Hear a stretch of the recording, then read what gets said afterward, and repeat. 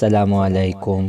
د ښځې د رضا کېدلو دپاره خاوند خپل ژوند ته لاسه ورکولو یعنې د بجلۍ ستنې ته ختلو او په بجلۍ باندې ځان نیولو. عزتمنو چې دی خاوند یې د څه د وجې نه ځان په بجلۍ باندې نیولو ټول معلومات زه تاسو ته په دې ویډیو کې درکوم.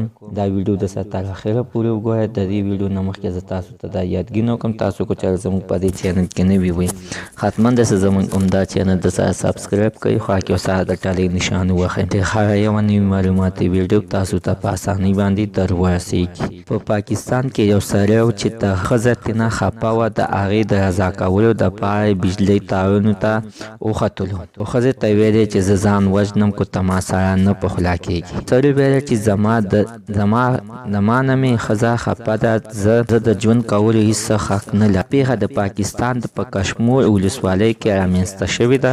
د پاکستان د رسنیو د رپوټونو په وینا هغه سړی چې ښځه ترېنه خفه وي، هغه سړی د ښځې د رضا کولو لپاره د بجلۍ ستنې ته وختلو او ویې ویل چې ښځه مې خفه وي نو زه هم د ژوند کولو حق نه لرم. په رپوټونو کې ویل شوي دي چې ښځه له خپل خاوند څخه خفه وه او د طلاق لپاره محکمې ته تللې وه. خاوند یې د هغې د رضا کولو لپاره دا ګام یې پورته کړلو. دغه سړی همداراز هر څه کړي وو چې د بجلۍ تارونو ته یې لاس واړوه او ځان یې ترمنځه سوځولو. په رپوټونو کې ویل شوي دي چې د بجلۍ ادارې ته یې په وخت معلومات ورسېدل او په یاد سیمه کې بجلۍ بنده کړه چې د ندیم جمال په نوم دا کس د مرګ نه بچ شو. د بجلۍ د بندولو وروسته پولیسو دا سړی د بجلۍ د تارونو د بجلۍ د ستنې نه راکوز کړلو او ځان سره یې بوتلو. هغه سړي ویل چې ښځه مې خفه ده او زه هم د ژوند کولو هېڅ